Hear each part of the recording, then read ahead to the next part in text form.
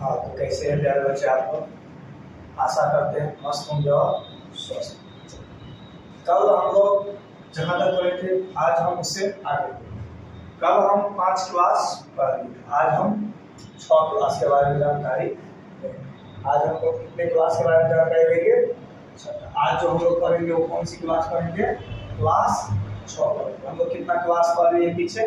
5 class हम लोग पढ़ लिया। आज हम कितना क्लास पढ़ेंगे? क्लास 6 पढ़ेंगे। कौन सी क्लास आज पढ़ेंगे हम लोग? 6। हम लोग पीछे 5 क्लास क्या किए? पढ़ लिए। आज हम कितने क्लास पढ़ेंगे? क्लास 6 पढ़ेंगे। क्लास चालू करने से पहले कृपया करके वीडियो को क्या करें?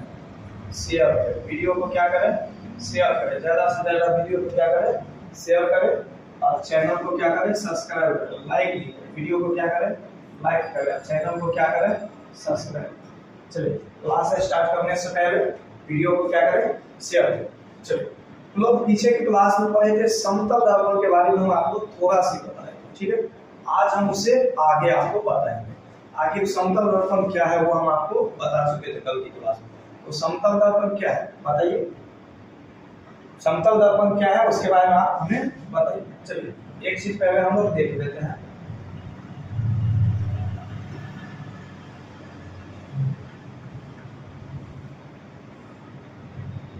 यहाँ तक हम लोग समतल दर्पण की। तो समतल दर्पण क्या है? समतल दर्पण के बारे में आपको बताए थे, कल बताए थे।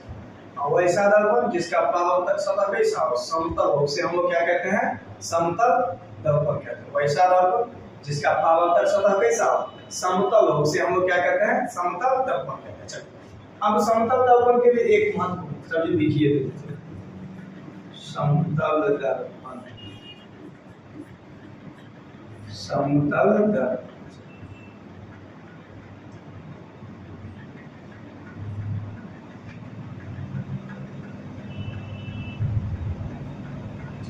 समतल दर्पण क्या अभी आपको क्या बताया?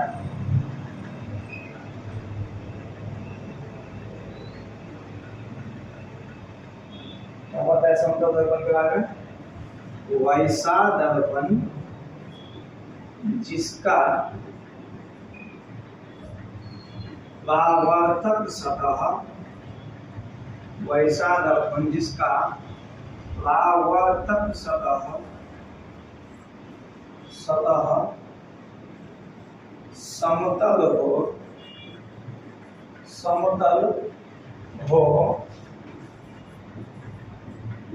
उसे समतल दर्पण, उसे समतल दर्पण, उसे समतल दर्पण कहते हैं। उसे क्या कहते हैं? समतल दर्पण कहते हैं। अब समतल दर्पण की एक बात आप याद रखेंगे। समतल के लिए आप समतल दर्पण के लिए आप एक चीज याद रखेंगे। आपसे पूछेगा कि समतल दर्पण में जो प्रतिबिंब बनता है वो कैसा प्रतिबिंब बनता है? तो याद रखेंगे, समतल दर्पण में जो प्रतिबिंब बनता है, समतल दर्पण में बनने, समतल दर्पण में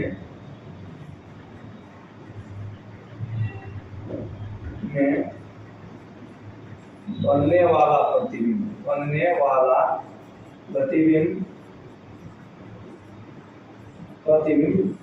काल्पनिक होता है। कैसा प्रतिबिंब होता है? काल्पनिक। तथा जब आप एक चीज आपको याद है, जब काल्पनिक प्रतिबिंब होता है तो काल्पनिक प्रतिबिंब हमेशा क्या होता है? सीधा होता है। काल्पनिक प्रतिबिंब हमेशा क्या होता है? सीधा होता है। काल्पनिक प्रतिबिंब हमेशा क्या होता है? सीधा होता है। और समतल दर्पण में होता क्या है? जो वस्तु का आकार प्रतिबिंब के आकार के क्या होता है? बराबर होता है। जैसे कि शीशा आप देखें, इसमें क्या होगा? जितना बड़ा वस्तु है ना, इसका प्रतिबिंब भी उतना ही बड़ा होगा। जैसे कि जितना बड़ा वस्तु है, जैसे कि शीशा है ना, इसमें देखिए जितना बड़ा ये वस्तु है, इसका प्रतिबिंब भी उतना ही बड़ा दिखेगा। तो इसका जो प्रतिबिंब बनेगा वो वस्तु के बराबर बनेगा। प्रतिबिंब इसका जो है बराबर होगा, यानी प्रतिबिंब का साइज क्या होगा? बराबर होगा। प्रतिबिंब का साइज कैसा होगा? बराबर। प्रतिबिंब का साइज कैसा होगा? बराबर। अब कुछ बात है जो समतल दर्पण से संबंधित है, जिसके हम लोग क्या कर रहे हैं? अभी चर्चा। अब एक चीज देखिए, समतल दर्पण में कोई मान लेते हैं हम लोग, ये समतल दर्पण, ये क्या है? समतल दर्पण। ये क्या है? समतल दर्पण। अब देखिए ये कौन सा दर्पण है? ये क्या है? समतल दर्पण। ये क्या है? समतल दर्पण। ये कौन सा दर्पण है? समतल दर्पण। अब इस समतल दर्पण के सामने 5 फीट का कोई वस्तु खड़ा है। 5 फीट का कोई वस्तु खड़ा है। कितना फीट का कोई वस्तु खड़ा है? सिर्फ 5 फीट का कोई वस्तु खड़ा। अब बताइए इस वस्तु का जो प्रतिबिंब बनेगा वो कितना फीट का बनेगा? इस वस्तु का जो प्रतिबिंब बनेगा वो भी कितना फीट का बनेगा? 5 फीट का ही बनेगा। क्योंकि समतल दर्पण में क्या होता है? प्रतिबिंब के आकार जो है किसके बराबर होता है? वस्तु के आकार के बराबर होता है। 5 फीट ही बनेगा। अब आपसे एक चीज और यहाँ पे पूछेगा, जो मान लेते हैं वस्तु, ये तो इस दर्पण है और ये वस्तु है। वस्तु से दर्पण की दूरी मान लेते हैं हम लोग 10 सेंटीमीटर। कितना सेंटीमीटर है? 10 सेंटीमीटर। अब बताइए दर्पण से प्रतिबिंब का दूरी भी कितना हो जाएगा? 10 सेंटीमीटर ही हो जाएगा। प्रतिबिंब की दूरी भी कितना हो जाएगा? सिर्फ 10 सेंटीमीटर हो जाएगा। यानी इससे एक बात हमें पता चला समतल दर्पण में, यानी प्रतिबिंब का ऊंचाई और वस्तु की ऊंचाई दोनों क्या होता है? बराबर होता है। समतल दर्पण में क्या होता है? हमको किसके बारे में पता है? समतल दर्पण के बारे में भी जानकारी है। किसके बारे में है? समतल दर्पण के बारे में। यानी वस्तु की ऊंचाई, वस्तु एंड प्रतिबिंब, प्रतिबिंब की ऊंचाई क्या होता है? बराबर। क्या होता है? बराबर। कितना बार पता चला? अब देखिए प्रतिबिंब, देखिए वस्तु जितना दूरी पे वस्तु है, प्रतिबिंब भी उतना ही दूरी पे दर्पण के पीछे होता है। यानी वस्तु दर्पण से जितना दूरी पे वस्तु है, प्रतिबिंब भी उतना ही दूरी। यानी वस्तु की दूरी प्रतिबिंब की दूरी के क्या होता है? बराबर होता है। यानी वस्तु एंड प्रतिबिंब की दूरी, वस्तु और प्रतिबिंब की दूरी बराबर होती है। क्या होती है? बराबर होती है। इसी को दिक्कत, इस पे एक क्वेश्चन भी हम आपको दिखा देंगे। इस पे एक क्वेश्चन भी है, आपको हम क्या करते हैं अभी तुरंत दिखा देंगे। सबसे पहले समतल दर्पण होता क्या है उसके बारे में आपको हम बताएंगे। कल की क्लास में भी थोड़ा और आज भी एक्सप्लेन करेंगे। वैसा है जिसका भावात्मक सतह पे सब समतल हो, उसे क्या कहेंगे हम लोग? समतल दर्पण कहेंगे। चलिए उसके बाद समतल दर्पण आपको हम बता दिए। समतल दर्पण यानी इसमें मतलब किसमें? समतल दर्पण में ना। तो समतल दर्पण में बनने वाला जो प्रतिबिंब होता है वो हमेशा कैसा होता है? सीधा होता है। और क्या होता है? काल्पनिक होता है। प्रतिबिंब जो बनता है वो वस्तु के बराबर के साइज का होता है। अब एक चीज देखिए यहाँ पे, यह शीशा, ये क्या है? दर्पण। ये क्या है? दर्पण। और इस दर्पण पे 3 सेंटीमीटर का कोई वस्तु खड़ा है। अब इसका जो प्रतिबिंब बनेगा वो भी कितना सेंटीमीटर का बनेगा? 3 सेंटीमीटर का। दर्पण से देखिए वस्तु की दूरी कितना है? 10 सेंटीमीटर। तो दर्पण से प्रतिबिंब की दूरी कितना हो जाएगा? 10 सेंटीमीटर। यदि आपको पूछेगा वस्तु से प्रतिबिंब की दूरी बताइए क्या हो जाएगी? ये 10 और ये 10 दोनों क्या है? जोड़ देंगे तो कितना हो जाएगा? 20 सेंटीमीटर। तो लिखेंगे दर्पण से वस्तु की दूरी कितना था? दर्पण से वस्तु की दूरी क्या था? 10 था। ये क्या है? मेरा वस्तु है। ये क्या है? वस्तु है। ये मेरा क्या है? प्रतिबिंब है। ये क्या है? प्रतिबिंब। किन्हीं को दिक्कत? हाँ, ये क्या हो गया मेरा? वस्तु हो गया। अब वो क्या हो गया मेरा? प्रतिबिंब हो गया। अब देखिए वस्तु की ऊंचाई कितना सेंटीमीटर है? 3 सेंटीमीटर। तो प्रतिबिंब की ऊंचाई भी कितना हो जाएगा? 3 सेंटीमीटर। चलिए अब दर्पण से प्रतिबिंब की दूरी, ये दर्पण है और इससे प्रतिबिंब की दूरी कितना? 10 सेंटीमीटर। तो दर्पण से प्रतिबिंब की दूरी कितना है? 10 सेंटीमीटर। अब पूछ रहा प्रतिबिंब की ऊंचाई बताइए। प्रतिबिंब की ऊंचाई कितना? 3 सेंटीमीटर। नहीं, जितना बड़ा वस्तु उतना बड़ा प्रतिबिंब।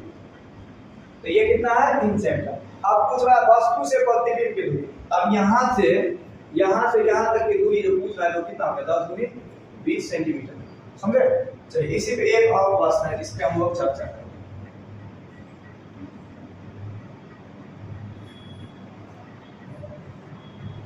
यहाँ पे एक प्रश्न देखिए, कहता है एक समतल दर्पण के सामने 15 सेंटीमीटर की दूरी पर 5 फीट का एक आदमी खड़ा है, तो बताइए।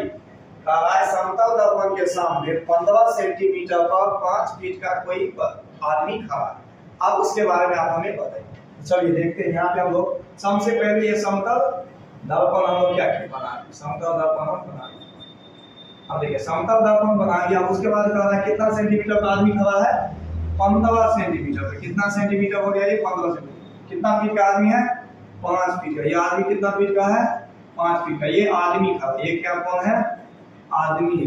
ये कौन खड़ा है, आदमी खड़ा। अब इसका जो प्रतिबिंब बनेगा वो दर्पण के पीछे कितना सेंटीमीटर पे बनेगा, 15 सेंटीमीटर पे। कितना पर 15 सेंटीमीटर। और ये जो प्रतिबिंब बनेगा इस आदमी का वो कितना बड़ा बनेगा, 5 फीट का ही बनेगा। कितना फीट का बना, 5 फीट का बना। कितना फीट का प्रतिबिंब बना, 5 फीट का। यानी जितना बड़ा वस्तु प्रतिबिंब भी उतना ही बड़ा, यानी जितना बड़ा वस्तु प्रतिबिंब भी हो क्या होता है, उतना ही बड़ा। समझे। यानी 15 सेंटीमीटर की दूरी पे वस्तु था, आदमी खड़ा था, अब प्रतिबिंब भी कितना सेंटीमीटर की दूरी पे बन रहा है, 15 सेंटीमीटर। अब आपको पूछ देगा आदमी से प्रतिबिंब की दूरी बताए तो क्या होगा, यहाँ से यहाँ की दूरी को आप क्या करेंगे, जोड़ देंगे। आपको पूछेगा जो वस्तु से मैं प्रतिबिंब की दूरी बताए, ये 15 सेंटीमीटर ये 15 सेंटीमीटर ये, तो कितना सेंटीमीटर होगा, 30 सेंटीमीटर होगा। यही बात को लिख देंगे। प्रतिबिंब की ऊंचाई कितना है, 5 फीट है। देखिए प्रतिबिंब की ऊंचाई कितना है, 5 फीट है। यानी जितना हमारा वस्तु उतना होगा प्रतिबिंब। अब कहता है आदमी से प्रतिबिंब की दूरी कितना होगा, यानी ये आदमी और इसे यहाँ से प्रतिबिंब की दूरी पूछ रहा है, तो वो क्या करेंगे, दोनों को ऐड करके बता देंगे कितना हो जाएगा, 30 सेंटीमीटर। अब कह रहा है दर्पण से प्रतिबिंब की दूरी कितना है, यानी ये दर्पण है और इस दर्पण से प्रतिबिंब की दूरी कितना हो जाएगा, 15 सेंटीमीटर। अब हम एक बात आपसे करते हैं। अब मान लेते हैं यह कोई आदमी, ये क्या है, कोई आदमी, समझे, ये कोई आदमी। इसका चलिए पैर भी दे देते हैं, थोड़ा सा छोटा सा धीमा सा इसे जुल्फी वाला केस भी दे देते हैं।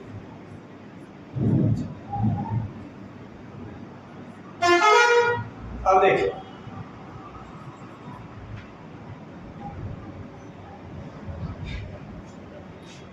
देखिए यह आदमी मान लेते हैं हम कितना फीट का है, 6 फीट का है। कितना फीट का है, 6 फीट का मान लेते हैं। ये आदमी कितना फीट का है, 6 फीट। अब ये व्यक्ति चाहेगा जो हम शीशा, किसमें, शीशा में, यानी दर्पण में, किसमें, दर्पण में, यह आदमी चाहेगा जो हम अपना पूरा फोटो देखें। ये 6 फीट का आदमी है, ये आदमी चाहता है जो हम दर्पण में अपना पूरा तस्वीर देखें। अब एक बात बताइए, यह आदमी कितना बड़ा शीशा चाहिए जो यह आदमी पूरा अपना तस्वीर देख सकता है। कितना बड़ा शीशा ले लेंगे तो इसका फोटो पूरा देख सकता है। अब हम इस शीशा में देखेंगे अपना पूरा शरीर तो हमें दिखेगा नहीं, जैसे कि हम ही हैं। अब हम चाहेंगे जो हम अपना पूरा शरीर देखें, हम अपना पूरा शरीर देखें शीशा में, तो कितना होगा, मान लेते हैं हम है 6 फीट के। अब हमें पूरा शरीर देखना होगा शीशा में, तो कितना फीट का शीशा हमें चाहिए। यानी यदि आदमी 6 फीट का है तो उसे कम से कम 3 फीट का शीशा चाहिए। यानी यहाँ पे एक चीज है, यानी कम से कम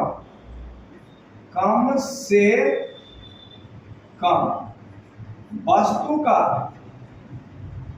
कम से कम वस्तु का आधा, वस्तु का क्या होना चाहिए, आधा दर्पण होना चाहिए। कम से कम कितना दर्पण होना चाहिए, कम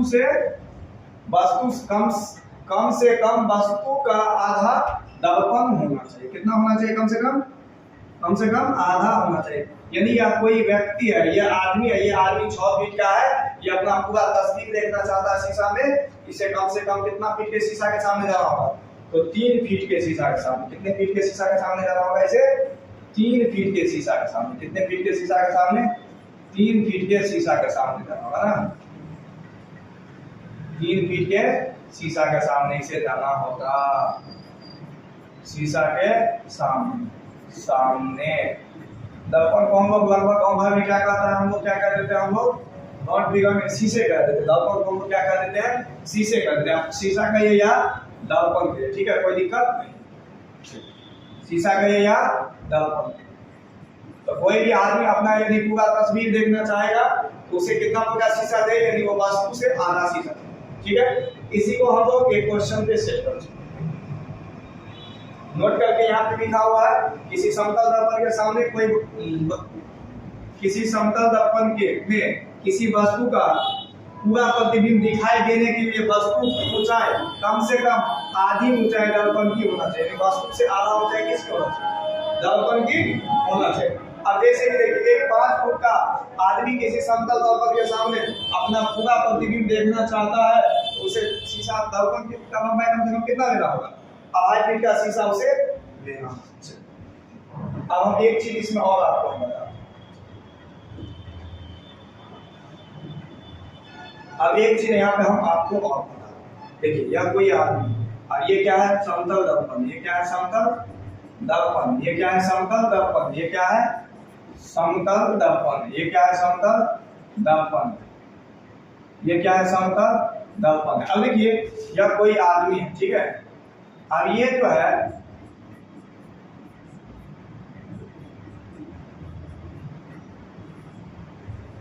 अब देखिए अब ये बेचारा दौड़ेगा, ये दौड़ेगा इस शीशा के साथ। इधर से जैसे कि देखिए हम ही चले और सामने क्या लगा हुआ है? मान लेते हैं शीशा लगा हुआ। हम इधर से चले, हम इधर से चले तो उधर जो शीशा लगा है तो हम जैसे यहाँ से दौड़ते हैं तो हमें पता चलता है उस शीशा में भी एक आदमी दौड़ते रहता है। जैसे पता होता है हम जैसे इधर से स्पीड में दौड़ रहे उधर से भी पता चलता है क्या है? एक आदमी उधर से भी दौड़ के आ रहा है। यानी हम चले, मान लेते हैं हम 5 किलोमीटर प्रति घंटा का रफ्तार से चले। कितना से? 5 किलोमीटर प्रति घंटा का रफ्तार से।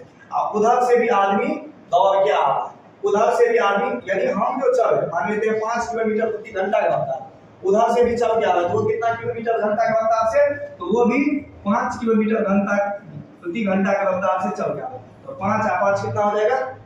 10 हो जाएगा। यानी हमें जो पता चलेगा वो कितना हो जाएगा? वस्तु 10 की स्पीड से चलेगा। वो सीधे क्या हो जाएगा? डबल हो जाएगा। वो सीधे क्या हो जाएगा? डबल। यानी आदमी चल रहा था 5 से और शीशा में भी पता चल रहा है 5 से, तो दोनों को जो भी कितना हो गया? 10। समझे? हमें ऐसा पता चलता, हमें ऐसा क्या होता है? पता चलता। यहाँ पे नोट में लिखा हुआ यदि कोई वस्तु समतल दर्पण के सामने v वेग से चलता है तो उसका प्रतिबिंब वह वस्तु के सापेक्ष वो कितना हो जाता है? 2v। जैसे कि गए दौड़े तो v और शीशा से भी दौड़ के आ रहा वो v, तो दर्पण के सापेक्ष कितना हो जाएगा? v। यानी सिर्फ शीशा के बात करें तो शीशा में क्या है? v है, लेकिन वस्तु की बात करें तो क्या हो जाता है? दोनों जुड़ जाते हैं। उसी पे एक यहाँ पे दे दिया गया, ठीक है, वो देख लेंगे। ये फर्स्ट बॉक्स। अब हम लोग मेन बात करते हैं गोलीय दर्पण के बारे में। किसके बारे में बात करते हैं? गोलीय दर्पण के बारे में। हम लोग अब किसके बारे में चर्चा कर रहे हैं? गोलीय दर्पण के बारे में।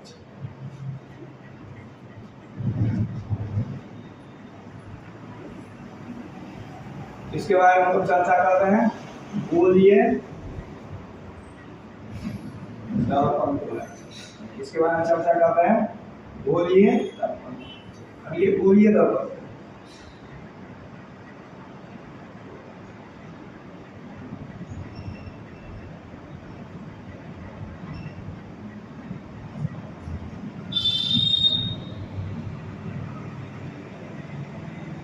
गोलीय दर्पण होता है। अब ये गोलीय दर्पण क्या है?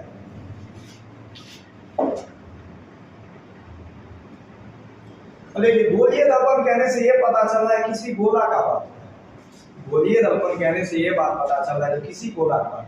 अब आपको कहेंगे चौकोर दर्पण, यानी इसे आपको ये पता चलेगा तो 4 कोना वाला दर्पण की बात होगा। जैसे हम कहेंगे आपको 5 कोण दर्पण यानी 5 कोना वाला, जैसे कहेंगे 6 कोण दर्पण यानी 6 कोना वाला। यानी यहाँ पे गोलीय दर्पण की बात हो रहा है। किसकी बात हो रहा है? गोलीय दर्पण, यानी किसी गोली का बात है, यानी किसी गोली का क्या हो रहा है? बात है। देखिए एक गोला है नहीं, यानी कि देखिए यहाँ पे क्या कहा रहा था? गोलीय दर्पण। एक गोलीय हम लोग क्या किए? यानी दर्पण है लेकिन क्या है? गोलीय। क्या है? गोलीय। अब एक चीज यहाँ पे आप गौर से देखें, अब इसे हम क्या करेंगे? इसे हम पेंट कर देंगे। देखिए इधर से हम क्या करेंगे? दर्पण होने का शर्त क्या है? एक भाग से क्या होना चाहिए? लगा हुआ होना चाहिए ना। इससे हम इधर से पेंट करेंगे, ठीक है। जब हम इधर से पेंट करेंगे, अब कुछ हम इधर से पेंट करेंगे, ठीक है। और इसे हम बीच से हम मिटा, इसे हम क्या करेंगे? बीच से मिटा। अब देखिए यहाँ पे एक जादू जैसे हुआ, एक जादू देखिए यह अलग हो गया, यह अलग। हुआ। देखिए अब इसे हम फीडबैक करेंगे तो फिर वही होगा। अब देखिए अगर इधर से हम रंगे इसका परावर्तक सतह क्या हो गया, ये हो गया। यदि शीशा जिधर से लगा हुआ था उधर से मुंह तो हमें दिखता नहीं। यदि हमें अपना चेहरा देखना होता है तो हम लोग जिधर से लगा हुआ था उधर से चेहरा दिखता है, ठीक ना। जिधर से चेहरा लगा है उस साइड से चेहरा हमारा, जिधर से शीशा लगा हुआ उधर से चेहरा नहीं दिखता, उससे आगे से। जैसे पीछे से रंगा हुआ है इधर से, यदि इसका परावर्तक सतह क्या हो गया, ये हो गया। और यहाँ पे जो हम इधर से रंगे तो इसका परावर्तक सतह क्या होगा, यानी एक चीज तो यहाँ से पता चल गया, अलग बात हो गया। यहाँ पे देखिए इधर से जब रंगा हुआ है तो देखिए इसका परावर्तक सतह क्या है, धंसा हुआ है। अब पहले हम जान लेते हैं कि गोलीय दर्पण क्या है, उसके बाद हम लोग इस पे चर्चा करेंगे। तो गोलीय दर्पण क्या है बताएंगे, इसका परिभाषा, इसका परिभाषा, परिभाषा, इसका परिभाषा। गोलीय दर्पण क्या है, इसका परिभाषा लिखना पड़ेगा ना। चलो लिखेंगे, वैसा दर्पण जिसका परावर्तक सतह, जिसका परावर्तक सतह किसी खोखले गोले का, किसका, वो तो देखिए वो तो गोला था, वो खोखला था, अंदर से क्या था, पूरा खोखला। वैसा दर्पण जिसका परावर्तक सतह किसी खोखले गोले का भाग हो, उसे हम लोग क्या कहते हैं, भाग हो, उसे गोलीय दर्पण कहते हैं। उसे गोलीय दर्पण कहते हैं। उसे हम लोग क्या कहते हैं, गोलीय दर्पण कहते हैं। उसे हम लोग क्या कहते हैं, गोलीय दर्पण कहते हैं। क्या लिखे हैं, वैसा दर्पण जिसका परावर्तक सतह किसी खोखले गोले का भाग हो, उसे हम लोग क्या कहते हैं, गोलीय दर्पण। गोलीय दर्पण मुख्यतः दो प्रकार के होते हैं। गोलीय दर्पण कितने प्रकार के होते हैं, गोलीय दर्पण दो प्रकार के होते हैं। कितने प्रकार के होते हैं, दो प्रकार के। गोलीय दर्पण कितने प्रकार के होते हैं, दो प्रकार। एक होता है अवतल और दूसरा क्या होता है, उत्तल। एक क्या होता है, अवतल दर्पण। एक क्या होता है, अवतल दर्पण। एक क्या होता है, अवतल दर्पण। दूसरा क्या होता है, उत्तल दर्पण। दूसरा क्या होता है, उत्तल दर्पण। अब ये अवतल क्या है, उत्तल क्या है, आपको हम वो जानकारी देंगे। अब सबसे पहले गोलीय दर्पण होता क्या, तो किसी खोखले गोले का भाग होता ना। तो चलिए गोलीय दर्पण किसी खोखले, एक हम कोई गोली पहले बना लेते हैं, ठीक है, गोली बता रहे हैं। एक हम गोला बना लेते, अब इसे हम इधर से पेंट कर दिए। इसे हम इधर से क्या किए, पेंट कर दिए। इधर से हम क्या किए, इसे पेंट कर दिए। और इसे क्या किया, हम इधर से पेंट।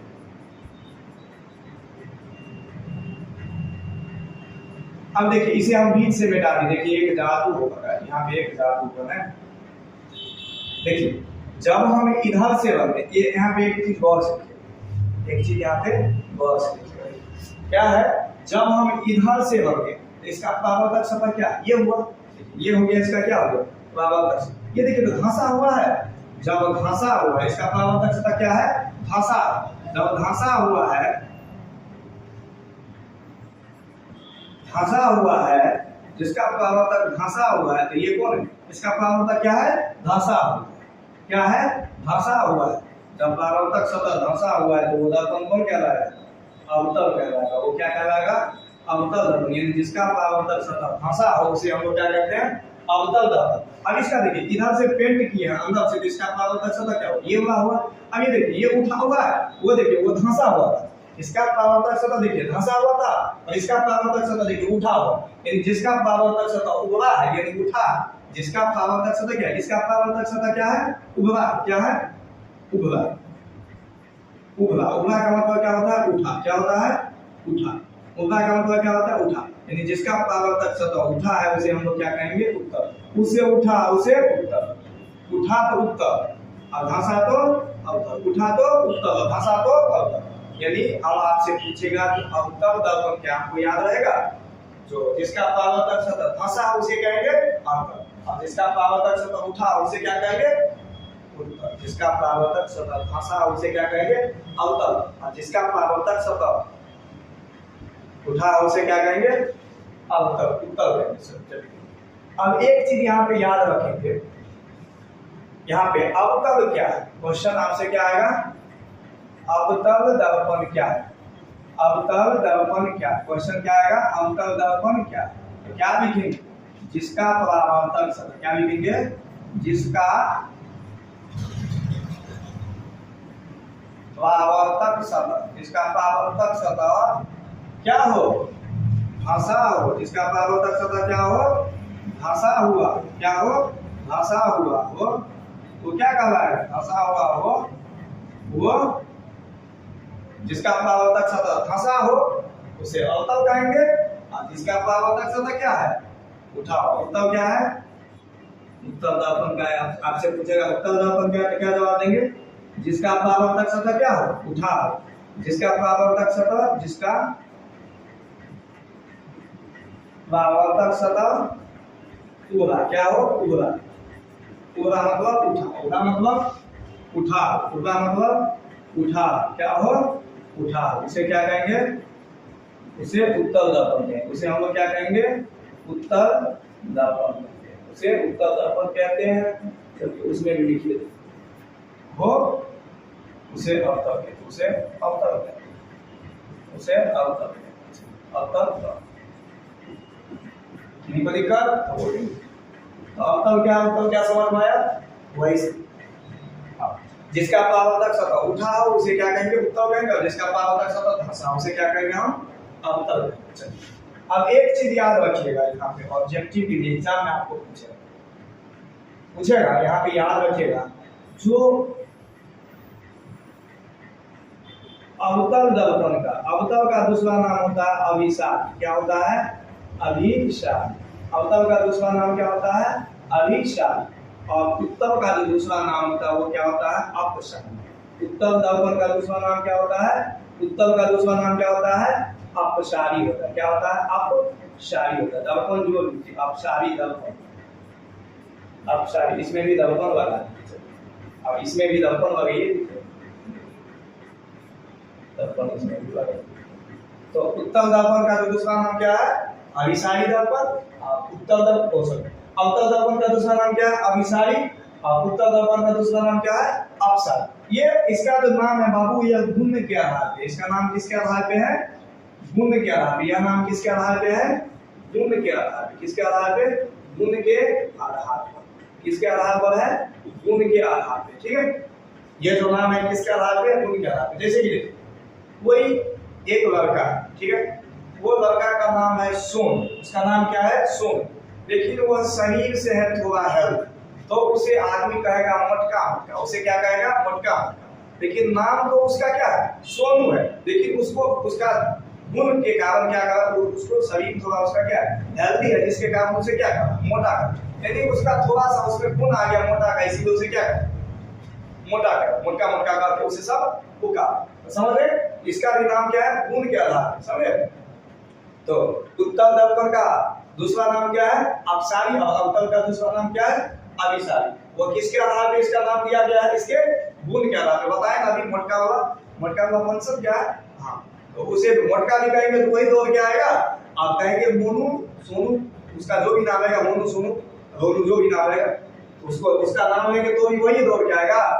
उसको मोटा करेंगे तो वही दौड़ के आएगा। उसका गुण है, इसीलिए वो मोटा।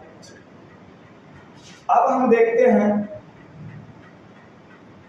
यहाँ पे देख लीजिए थोड़ा, क्या हम आपको बताया गोलीय दर्पण में? क्या बताया हमें भी आपको? गोलीय दर्पण में क्या बताया? ऐसा दर्पण जिसका परावर्तक सतह क्या हो? किसी खोखले गोले का भाग हो, उसे क्या कहते हैं?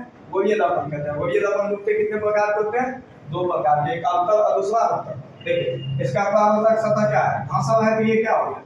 अवतल हो गया। ये क्या हो गया? अवतल हो गया। इसका परावर्तक सतह क्या है? उठा है, ये क्या हो गया?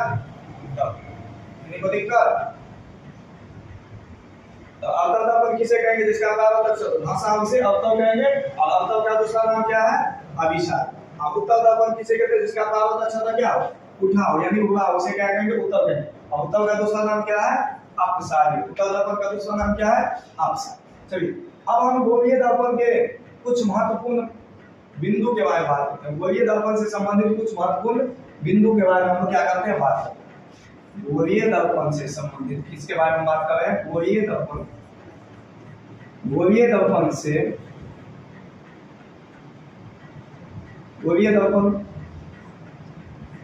संबंधित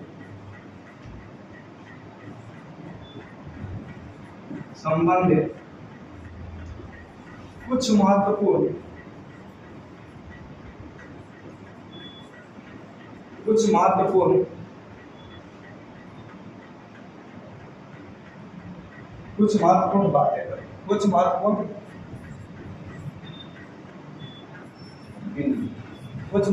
बिंदु चलिए कुछ महत्वपूर्ण बिंदु लिखे या कुछ महत्वपूर्ण बातें करें, जिसमें से हम लोग पहला जो अभी बात करने जा रहे हो किसके बात करेंगे? हम लोग ध्रुव के। किसके बारे में बात करेंगे? हम लोग ध्रुव। दूसरा जो हम बात करेंगे वो प्रधान अक्ष की बात करेंगे। किसके बात करेंगे हम लोग? प्रधान अक्ष या मुख्य अक्ष के बारे में बात करेंगे। किसके बारे में बात करेंगे? प्रधान अक्ष या मुख्य अक्ष के बारे में। तीसरा जो हम लोग अभी बात करेंगे वो किसके बारे में बात करेंगे? फोकस के बारे में बात करेंगे। किसके बारे में बात करेंगे? फोकस के बारे में। चौथा जो हम बात करेंगे वो किसके बारे में बात करेंगे? फोकस दूरी के बारे में। किसके बारे में? फोकस दूरी के बारे में। हम लोग पांचवा जो बात करेंगे हम लोग वो किसके बारे में? वक्रता केंद्र के बारे में। किसके बारे में बात करेंगे हम लोग? वक्रता केंद्र के बारे में हम चर्चा करेंगे। वक्रता केंद्र। छठा जो हम लोग बात करेंगे वक्रता त्रिज्या के बारे में बात करेंगे। किसके बारे में बात करेंगे? वक्रता त्रिज्या के बारे में बात करेंगे। किसके बारे में बात करेंगे? वक्रता त्रिज्या। और सातवां जो हम लोग बात करेंगे वो किसके बारे में? द्वारक के बारे में। किसके बारे में बात करेंगे? द्वारक के बारे में। चलिए अब ये इतना चीज आप लोग देखे हैं, अब इसके बारे में हम आपको विशेष में जानकारी, अभी सिर्फ आपका हम नाम बताएं, अब हम आपको इसके बारे में आगे जानकारी दें। ठीक है, अभी तक आप इतना ले लीजिए, 7 बात हम लोग बताए, वो 7 का जानकारी हम लोग एक बारी बारी से चलिए। अब कोई एक दर्पण लेते या अवतल दर्पण ले या हम उत्तल दर्पण। अभी तो हम लोग पीछे कुछ बातें लिखे वो गोलीय दर्पण के बारे में, यानी जब बातें से बात हो गया तो बेटा से बात करने की जरूरत ना करवा। ठीक है, तो हम लोग गोलीय दर्पण के बारे में बात की है अभी, तो हम लोग उत्तल है या अवतल है वो रूम पे काम करें। तो हम सबसे पहले कौन सी दर्पण ले रहे हैं? हम आपके अवतल दर्पण ले रहे हैं।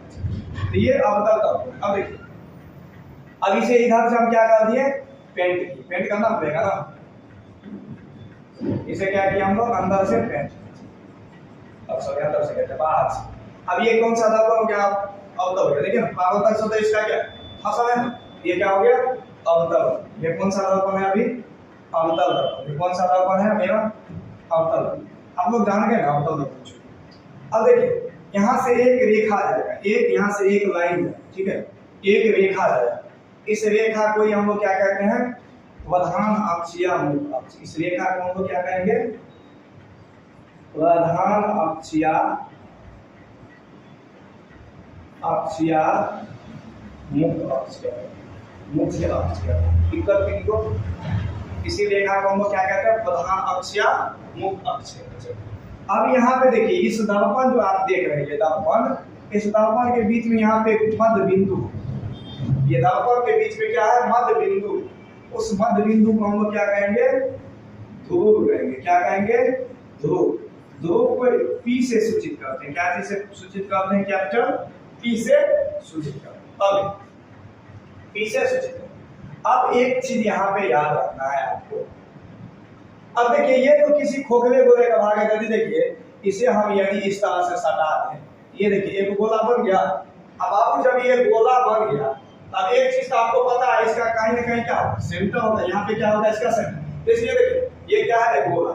इस गोला का क्या? यहाँ पे क्या है? सेंटर। इस सेंटर को यदि गोला, ये खोखला गोला है, यानी दर्पण जिस खोखले गोला का बना हुआ है, उस गोला के केंद्र को ही हम लोग क्या कहते हैं? वक्रता केंद्र कहते हैं। उस गोला के केंद्र को ही हम लोग क्या कहते हैं? वक्रता केंद्र। क्या कहते हैं? वक्रता केंद्र। तो मान लेते हैं इसका केंद्र यहाँ, इसका केंद्र मान लेते हैं यहाँ, इसके केंद्र को ही हम लोग क्या कहते हैं, वक्रता केंद्र कहते हैं। क्या कहते हैं, निशान लिख देते हैं, अब यहाँ पे काम होता है। इसके केंद्र को ही हम लोग क्या कहते हैं, वक्रता केंद्र कहते हैं। क्या कहते हैं, वक्रता केंद्र। इन्हीं को दिक्कत, इसके केंद्र को ही हम लोग क्या कहते हैं, वक्रता केंद्र कहते हैं। और इसे सी से सूचित करते हैं। इसे क्या चीज से सूचित करते हैं, सी से सूचित करते हैं। अब देखिए यहाँ पे एक चीज तो और बात हो गया ना।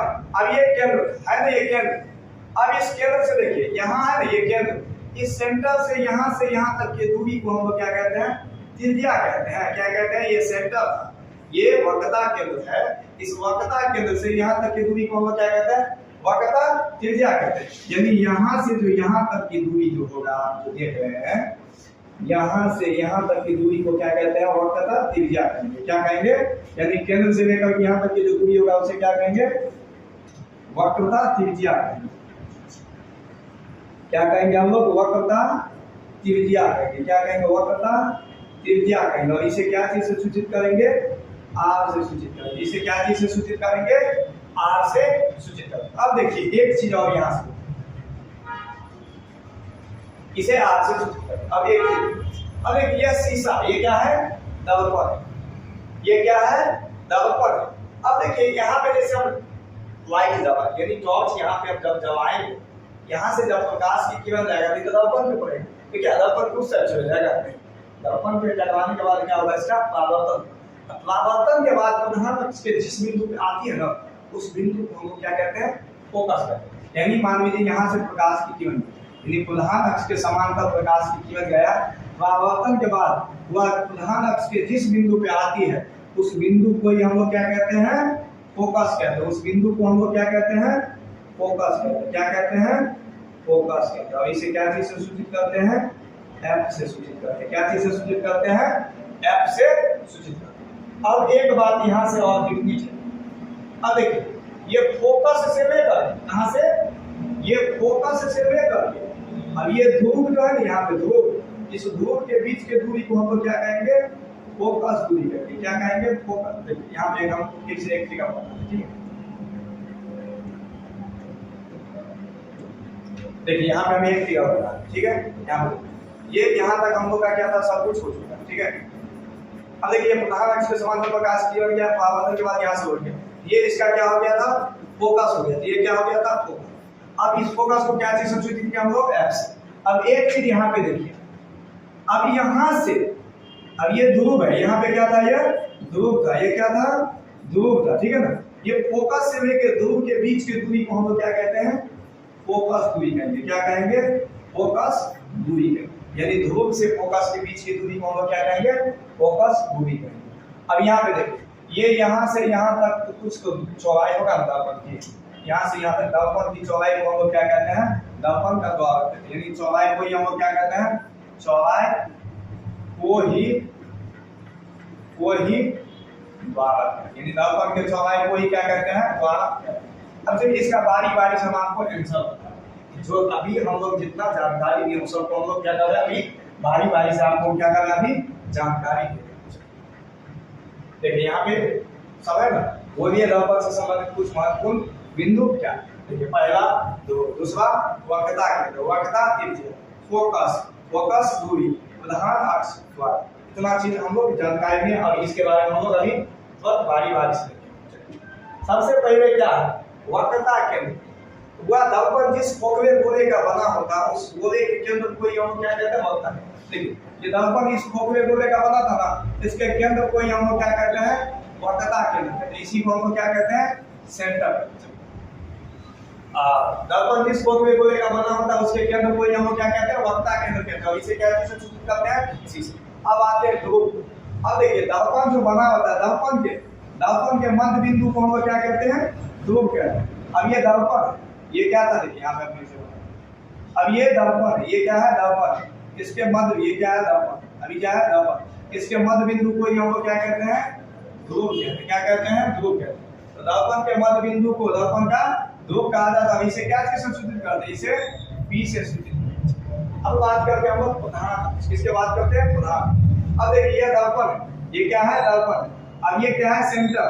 अब ये क्या है? ध्रुव है। प्रधान अक्ष जो है सेंटर से ध्रुव होते हुए जो एक रेखा जाती है उस रेखा को ही यानी लिखेंगे गोलीय दर्पण की वक्रता केंद्र और ध्रुव से होकर जाने वाली रेखा को हम लोग क्या कहते हैं? प्रधान अक्ष या मुख्य अक्ष। समझे? और इसे x डैश से सूचित किया। अब दर्पण का द्वारा क्या है? तो दर्पण का ये दर्पण है, इसकी जो चौड़ाई जो है ये दर्पण है, इसका जो चौड़ाई है उसी को हम लोग क्या कहते हैं? दर्पण का द्वारा। अब आता है वक्रता त्रिज्या किसे कहते हैं? अभी हम आपको बताए थे ये सेंटर से यहाँ तक की दूरी होता है उसी को हम लोग क्या कहते हैं? वक्रता त्रिज्या कहते हैं। लिखेंगे गोलीय दर्पण के वक्रता केंद्र और उसके ध्रुव के बीच, यानी ये वक्रता केंद्र था, ये क्या है? ध्रुव था। इस दोनों के बीच के दूरी को क्या कहा जाता है? वक्रता त्रिज्या कहा जाता है। इसे क्या चीज से सूचित करते हैं? आर से सूचित करते हैं। इतना में किसी को दिक्कत? एक सीधा बच गया। अब बच गया गोलीय दर्पण की फोकस दूरी या फोकस या नव्यांतर। इसी का दूसरा नाम क्या है? नव्यांतर। एक बार एग्जाम में पूछ दिया था आपको नव्यांतर क्या है? एक बार एग्जाम में पूछ दिया था नव्यांतर क्या है? तो क्या लिखे आप लोग? क्या लिखेंगे? गोलीय दर्पण के प्रधान अक्ष के समांतर प्रकाश की कीमत जब जाती है, क्या लिखेंगे? गोलीय दर्पण के प्रधान अक्ष के समांतर आ रही प्रकाश की किरणें परावर्तन के बाद